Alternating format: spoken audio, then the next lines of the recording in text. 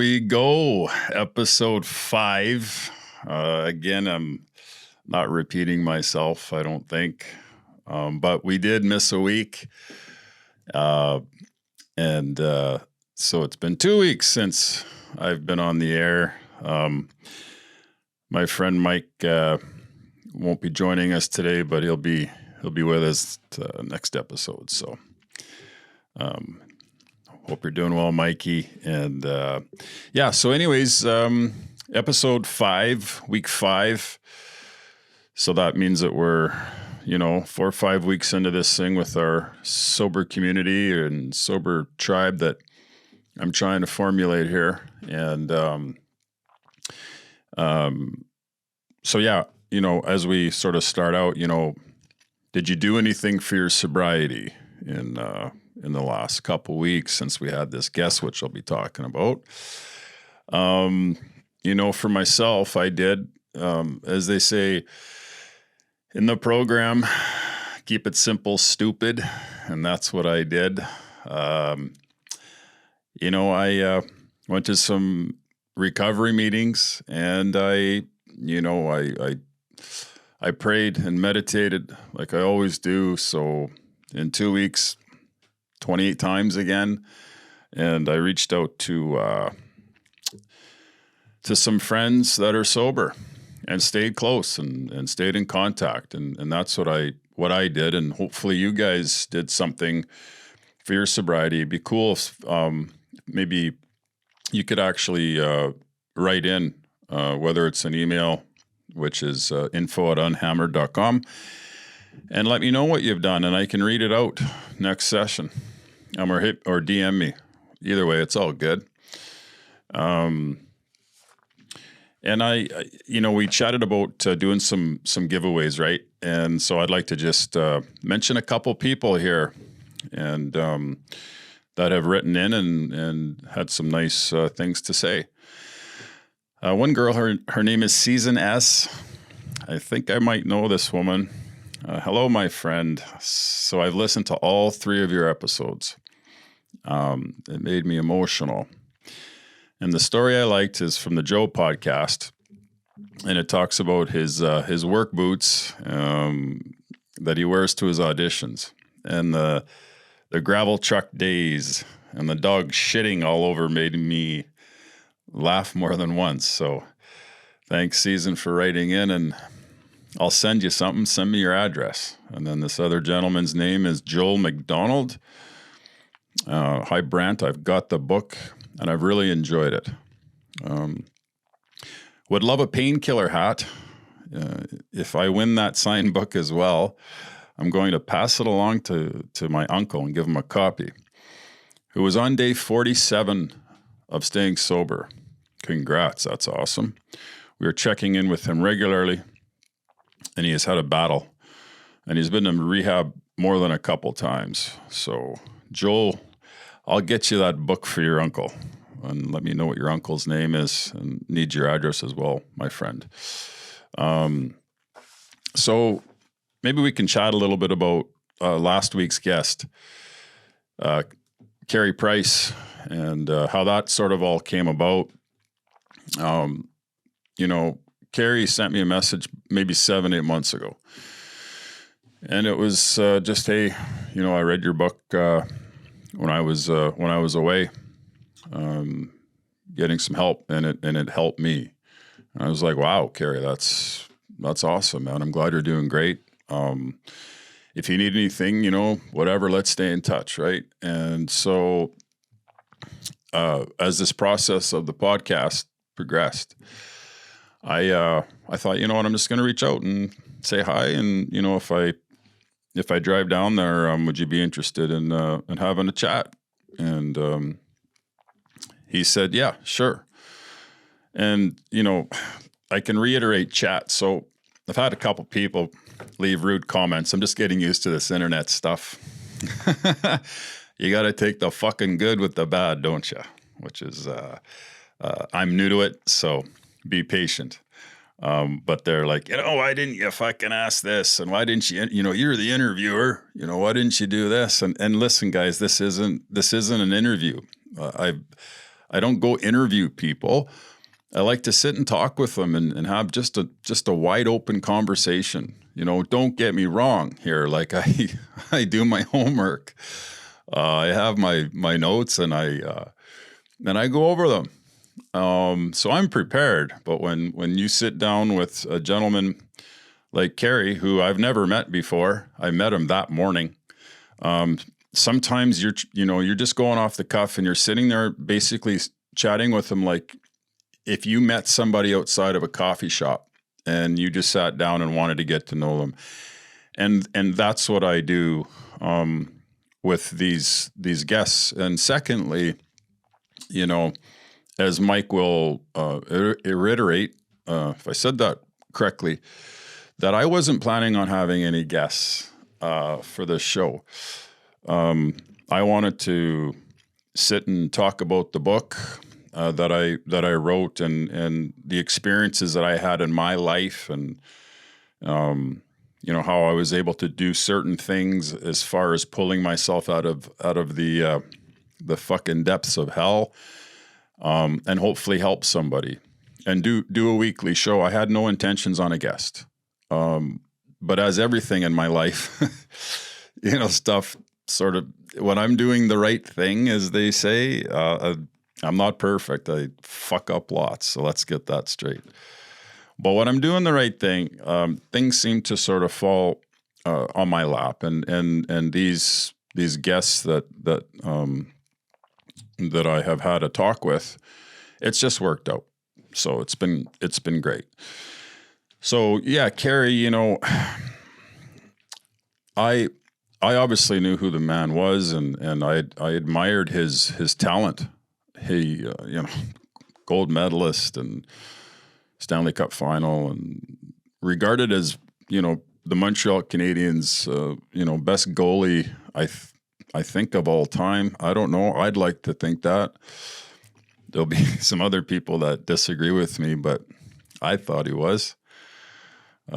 Patrick Waugh was up there. Obviously, he had a cup. But anyways, I think Price was incredible. But as I was sitting there and I was looking at the memorabilia in his room, I thought it was cool. I'm like, well, that's cool. Olympic. I got to see the medal and stuff. And but as I was sitting down, that stuff wasn't on the forefront. What was on the forefront was my admiration for this guy. It's one thing to try and get sober when, you've hit fucking rock bottom and you've lost everything. And in my situation, as I've mentioned, I had nowhere to go.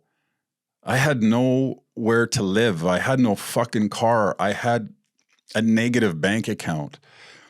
So when somebody has the financial means, as Mr. Price does, with, I assume, if you look at how much the man's made, it's close to 100 million. So I'm sure he's got some of those bananas in the bank. It just goes to show you that money doesn't mean fuck all at the end of the day when you're struggling with this kind of thing. And, you can open up the garage and all the sort of nice things that you have. It doesn't matter because you're fighting the battle up here. You're not the one in the bank. That one's good. It's the one up here. And so that's what I really thought was cool, is that, he just looked at himself in the mirror and wanted to make a change for his family, his children and his wife. So thank you, Carey. And Angela, I never got to meet you, but thank you for letting me into your home. That was very nice of you guys. And another nice thing that I haven't brought up yet, and I'd like to bring it up with you guys. If you don't mind me having a sip of coffee, it's early in the morning.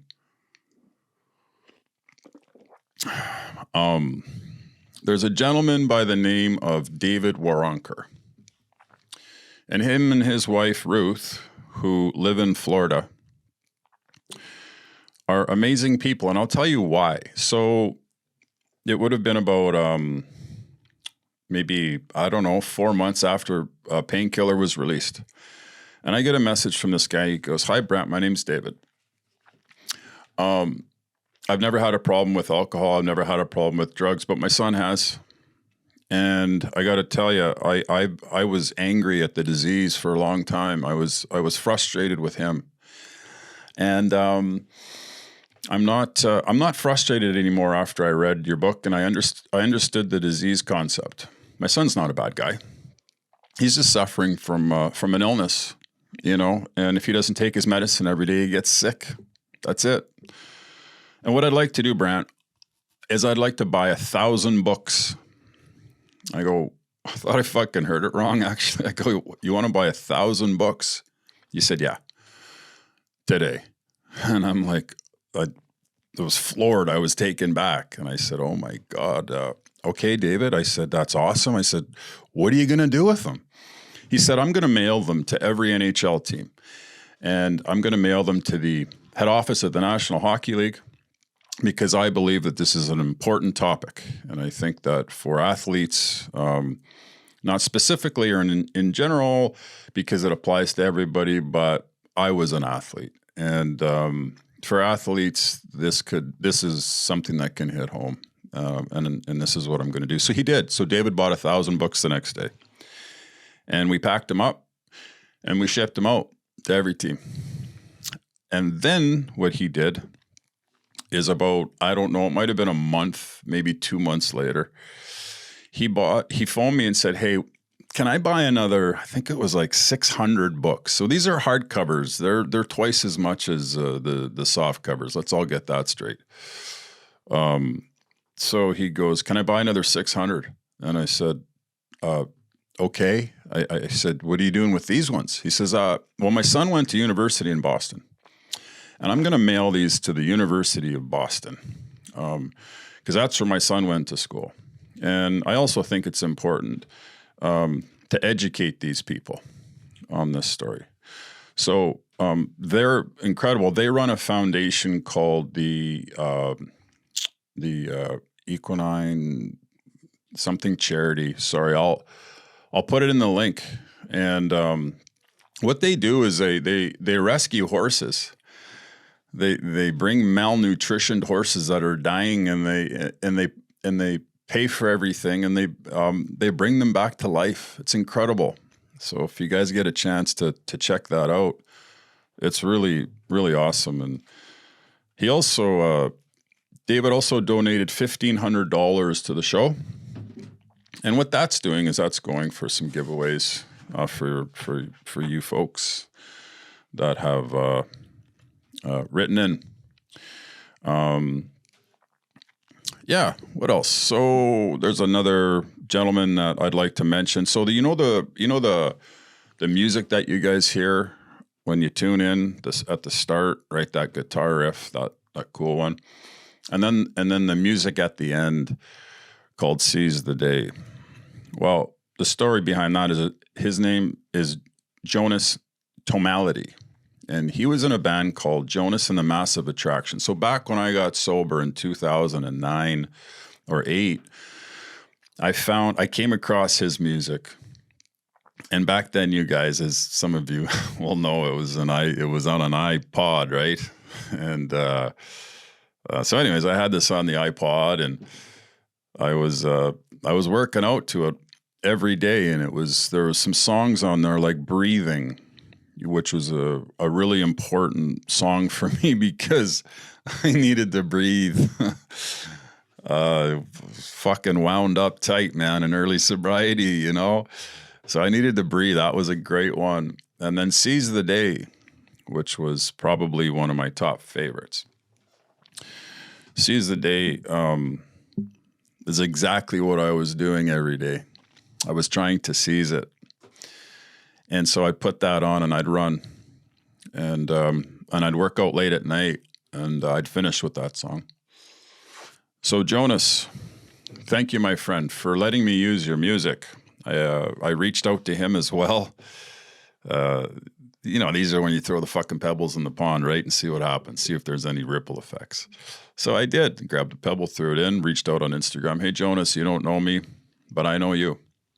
And I love your music, man. You've really helped me. You've helped me stay sober. Is there any way that I could maybe use some of your music as an intro and an exit for my podcast. And here's what my podcast is about. And he got back to me right away. He said, go for it. Absolutely. So to me, that was just so cool that he let me do that. So you don't have to use some of this, I don't know, whatever type of music this is. That's free. And yeah, so we are going to chat just briefly about, hold on, we'll have one more sip if you don't mind. Next week's guest. Oh man, for me, it's a good one. You know, it's a banger. It's a banger. I think it is. I love this guy. And I was really excited to talk with him. And, you know, I think the interview, well, sorry, I shouldn't say interview, the talk, the chat. I think that went about an hour and 15 minutes, but could have talked to that man for, I don't know, 3 hours. And we do. So I think you guys are going to, well, I know I will. I think you guys hopefully will enjoy the next week's guest, and tune in for that one. And it's going to be a good one. What wasn't so good was my last week I went to so my mom died. My mom Barb, she died. I don't really remember when. I sort of blacked out when it happened. It was around my birthday, before I went to, I think, Vegas for my 50th. And I didn't really know how to process that. She was the last that went. And 4 days ago or 3 days ago, I drove to Grant Center, where I grew up, and I went to my mom's funeral. And what I can tell you about that is this, and people that have had some sobriety time will understand. They call them the gifts of sobriety. And this has been true. So my grandmother, when I was, I don't know how old I was, but she died in 2013. That woman raised me, and I loved her dearly. My father, Bob, he passed away in 2019. My grandfather, who raised me with my grandmother, he died in 2020 or 21, I believe. I think it was during COVID. I couldn't, the restrictions were horrible for people that were passing away back then. Fucking awful. I think I got to hold his hand once. And then my mom who died in March. And where I'm going with this is that I've been able to attend these funerals sober and present, and I've been able to be there for my family and be a respectable human being back in the day when I wasn't respectable. Before 2008, you'd probably catch me doing cocaine in the church. And then as soon as I got out, I'd be in my car and I'd have a couple beers between my lap, lighting up a cigarette, getting ready to rock and have some fun, so-called fun. Wasn't fun, believe me. But I was there to support everybody, and that's the gifts of sobriety. You get to show up at stuff like that, weddings, funerals, graduations, whatever it is, and you get to be present, and you get to be in the moment without being altered. So that's been a gift for me, and I'm gonna miss my mom. My when somebody bears you in their stomach for 9 months, there's a connection there, and I remember, some moments with my mother that were good when I was really little. And then she got caught up with the wrong guys, and who were also alcoholics and addicts. And my mom got drug into that. And she was only 18 when she had me. She was 17 when she had Cher. And I couldn't imagine taking care of Peanut or my little man Kane At 18 years old, you're a fucking baby. You don't know what you're doing. So my mom did the best that she could, and I forgive my mother because I'm sure I wasn't the best of son at times, and I wish, looking back, a few days ago as I was sitting in the church, I wanted to, as I left, I'm like, I wish I would have called her more often and put that resentment aside, because it's true. As they say about resentment, it's like you drinking a bottle of poison and hoping the other person dies. And isn't that the truth? Resentment's a fucker. And it kills you slowly inside. And I'm still a work in progress. I tell you, I am. I can hold grudges and, poor me. And, before it was poor me, another one. But it's not that anymore. It's just poor me. But I'm working on it. I'm seeing a therapist. I think that's a good thing for me. I get to open up with somebody and let them know what's going on in this crazy mind sometimes.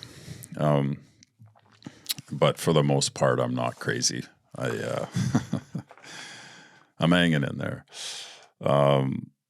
So for all of you guys out there that are listening, when was and you can write into about this, like, when was the first time that you drank? The stories vary. They go from 16 to 15. Oh, I didn't drink until I was an adult, 18, right? So how old were you when you had your first one, and what happened? Because my experience was a little younger. I was 10 years old, and I'll never forget, my cousin put me over his shoulder and took me to this party, and he poured a glass of scotch. I know that to be scotch today because I've never had a fucking sip of another one. The smell of it makes me ill. And so he pours a full glass of scotch. So there I am as a 10-year-old. I downed this thing. And I ultimately had to have had alcohol poisoning because I puked the whole way home. And then he gets me back to the house and he fucking throws me through the window because I must have snuck out. I land on the floor and I'm puking all night. And it was a horrible experience, my Lord. And then I never drank again until I guess 16. And even then I really didn't drink a lot. It was weird. That fucking 10-year-old experience really messed me up when I was little. I thought alcohol was gross, and then I found myself loving it. I found myself loving it at 17, and that was my story on my first drink. Speaking of drinking, there was somebody in the news. Justin Timberlake got caught with a DUI. Arrested. I don't know if he was charged, but he got arrested. And I'll talk about a little situation of mine where I should have been arrested for sure, and I should have been. Actually, I should have been fucking dead on this one.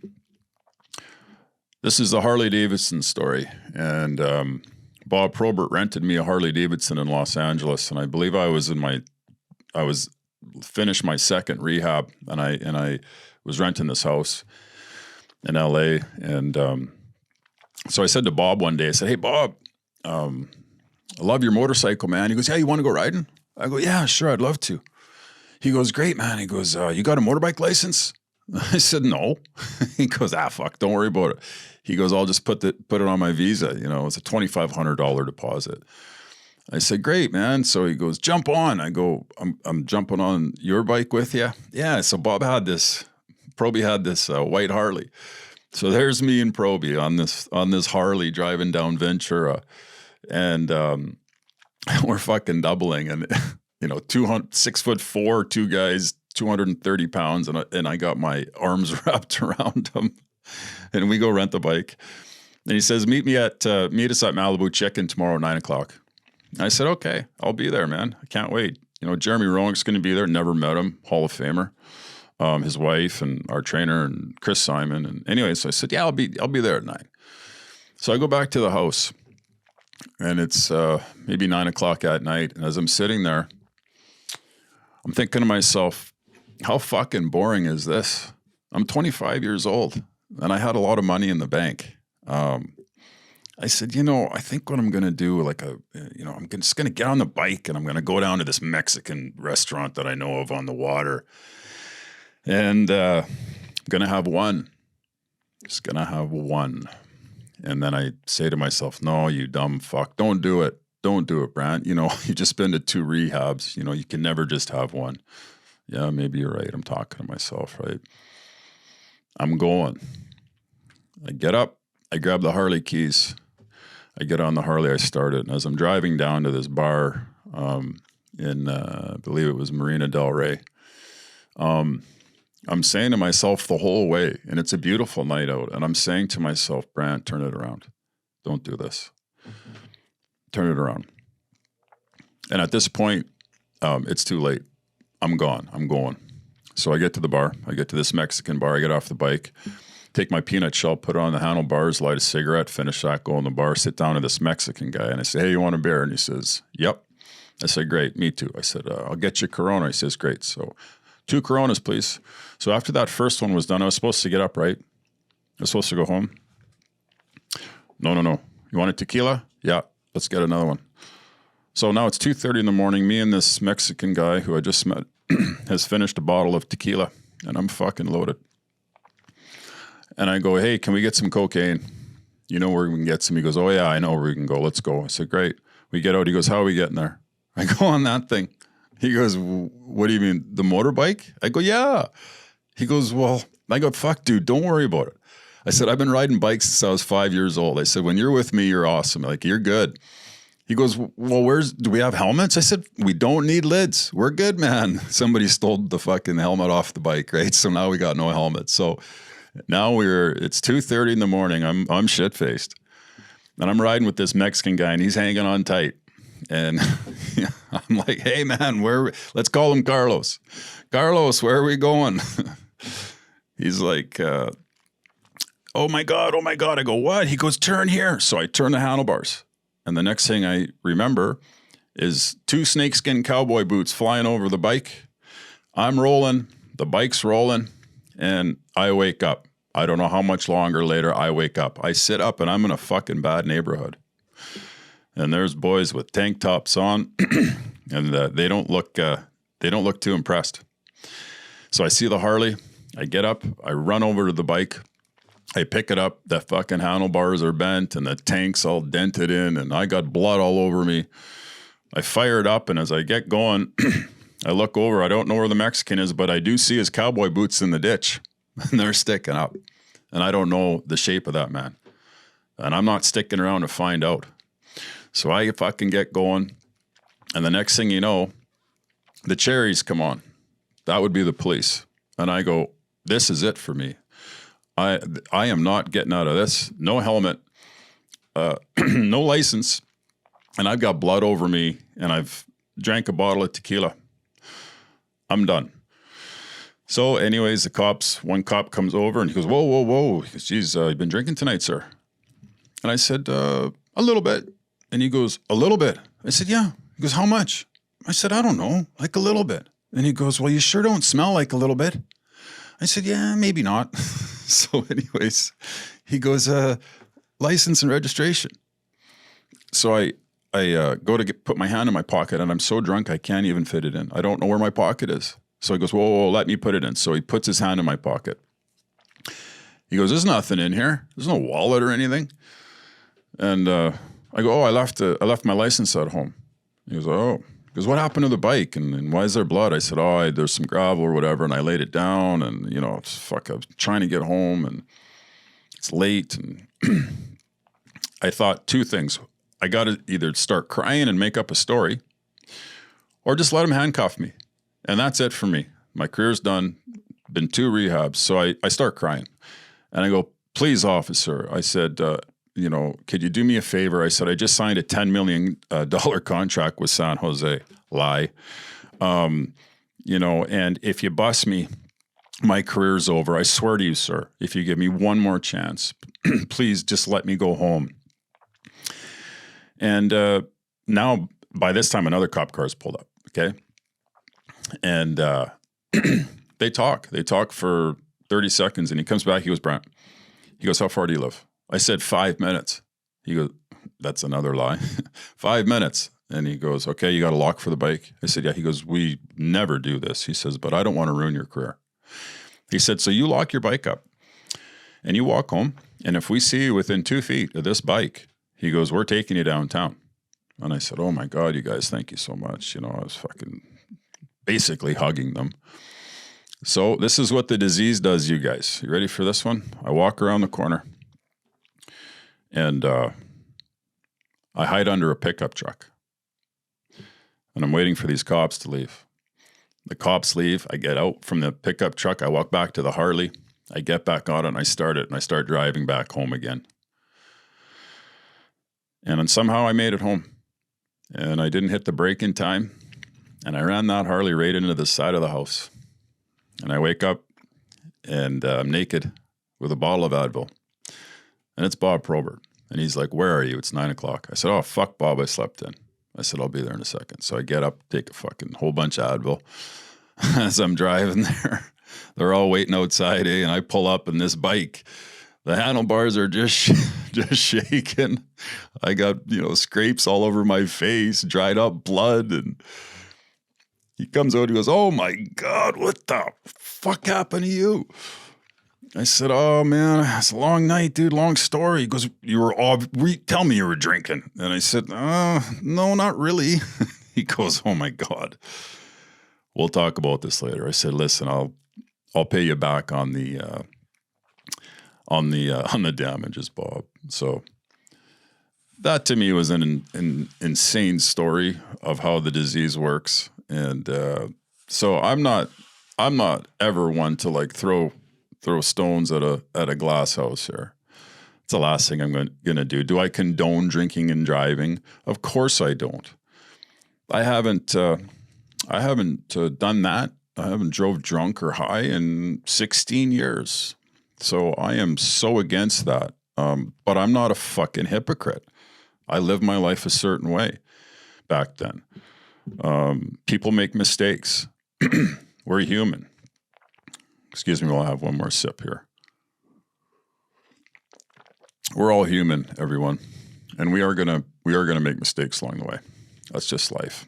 And somehow, but for the grace of God, I didn't get caught. And the only time that I've ever been pulled over was that motorcycle. And I've driven loaded, like not just drunk, loaded, I don't know, hundreds of times. And back then you had those CD cases where you'd put the cocaine on that or you chop it up on the CD case. That was normal for me. Having a beer between my legs and a cigarette was normal. That was just, I'm going to the fucking grocery store, liquor store, whatever. And so I don't do that today. So hopefully Justin learns from that. Is there any topics that you guys would like me to talk about? I have my stuff that I'd like to say and talk about. And when Mikey's here, we course back and forth, right? But if there's any topics that you guys or questions you'd have on me personally, DM me or send an email and we'll talk about them, for sure. Next episode. And I think I'd like to mention I went with my son Kane, who's a little over 3 years old, and we went to play golf. We played 9 holes, and that little guy, man, oh man! Another thing in my sobriety, you make plans and God laughs. I didn't want a kid at 47. I didn't. I scratched and clawed my way through that one. But that little boy has been the best gift, as well as Peanut. But Kane has been, the best gift in my life, my little son. And he's given me a real different outlook on my life at the age of 50 years old. not to say that he's, 3-year-olds or, I'm a single dad, right? And you got a 3-year-old. It's keeps you busy, keeps you young. But my little Kaner, I just love that guy. We went out and played golf the other day and did 9 holes, and he grabbed his driver and putter, and we listened to some, he's got a Bon Jovi playlist now. He's 3.5. I love it. Fucking love it. Daddy, play Wanted Dead or Alive. Yep, you bet. But he's on my lap and he's driving, and we're out there just having a really good time. And I think when Carey Price said that about his children, how he wants to be a present father for his kids, that sort of popped into my mind when we were driving on the golf course a few days ago. And man, I'd never give that up. I wouldn't. That's too good. That stuff's too good, and I feel sorry for the parents that can't, the mom or dad that can't get it together, especially for the kids, because I went through that when I was little with alcoholic parent, and that kind of stuff just really, really affects you when you're little. So it's sad that some parents can't get it together. But you know what, guys? Not everybody gets a seat. Not everybody gets the seat. Not everybody makes it. I believe there was 120,000 overdoses from fentanyl last year in Canada. And not everybody makes it. And it's a cruel, cruel disease that takes no fucking prisoners. And you got to work at it. You got to work at it like a job. You got to take it serious, and I take it serious today because I want to golf with my son again. And I want to be able to attend other events and be present. And I can do that today. So with that being said, you guys, looking forward to next week's guest, as I said. Really happy about that. Hopefully we'll do the solo with me and Mikey in a couple weeks, and we'll keep each other accountable like we've talked about.